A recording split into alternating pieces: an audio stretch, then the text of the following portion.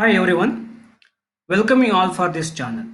In today's session, let's understand how to calculate future value for uneven cash streams. Right? So we are assuming the cash streams are happening at the beginning of the period.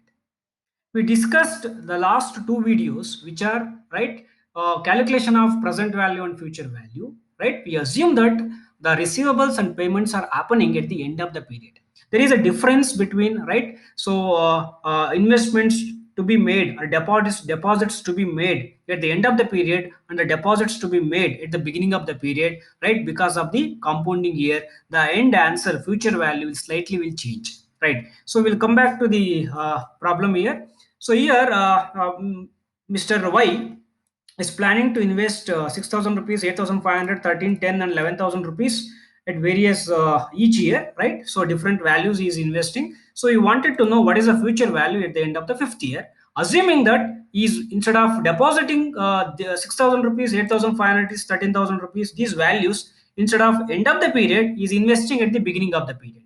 Then what will be the compounding here? So what about the compounding part here? See, the compounding is 6,000 rupees is depositing as on today, beginning of the period, beginning of the first year, the beginning of the first year, beginning of the second year, third year, fourth year, fifth year.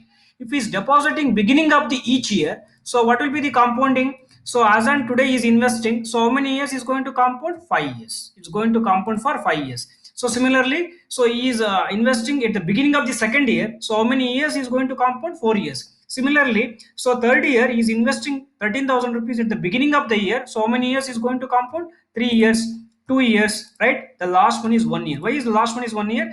At the beginning of the fifth year, is invest 11,000 rupees. So another 1 year at the end, beginning of the fifth year and the end of the fifth year, there is a 1 year difference is known as is going to compound, right? So the only last 1 year is going to compound is 11,000 rupees. So what is the investment amount? So don't enter manual values. Please give the cell references right from the input table. So how do you calculate the future value? Equal to minus FV, double click, rate, interest rate 8 percentage, right? This interest rate for all the 5 years is not changing, is remain same.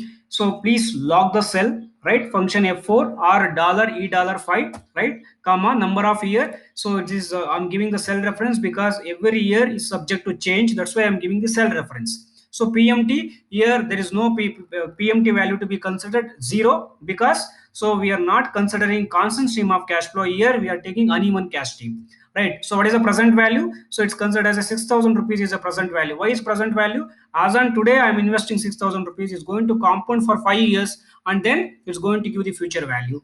So then assuming it's, please one thing you have to understand here, the difference between end of the period and the beginning of the period is I am choosing here 1 year, not 0. I am choosing 1 because I am assuming the cash streams are happening at the beginning of the period, right? So please enter, just double click, just drag it, calculate the total sum of the future value, right?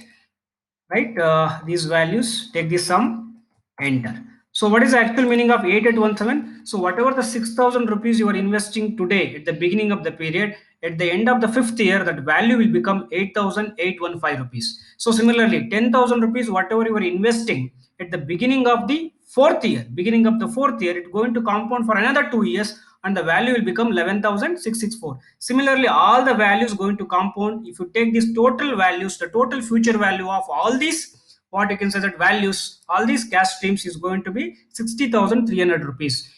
Mr. Y is going to get this much amount of money at the end of the fifth year, right? So what is the one more thing? If you want to change 8% into 9%, you can change. So you can change 6,000 into 7,000, you can change it. So the value is going to change. So it is the beauty of what you can say that Excel operations can be used based on your flexibility. Thank you very much for watching this channel. Please subscribe this channel to watch more videos. Thank you very much.